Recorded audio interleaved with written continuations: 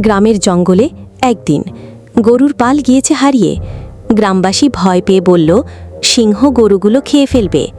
গ্রামবাসীদের বিপদে পাশে দাঁড়ালো ছোট্ট দেবী দুর্গা। গরুদের বাঁচাতে একাই জঙ্গলে ঢুকল সাহসী মেয়ে।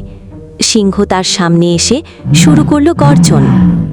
ক্ষুদে দেবী দুর্গা শান্ত কণ্ঠে বনের সিংহকে বলল, তুমি যদি ক্ষুধার্ত হও আমি খাবার দেব, গরুগুলো ছাড়ো। জঙ্গলের রাজা সিংহ ছোটই মেয়ের সাহস দেখে অবাক হল।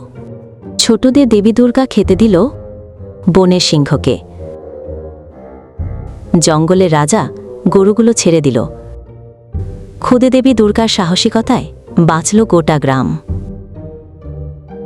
এই গল্প থেকে আমরা শিখলাম, ভয় নয়, বুদ্ধি ও সাহস সমস্যার সমাধান করে।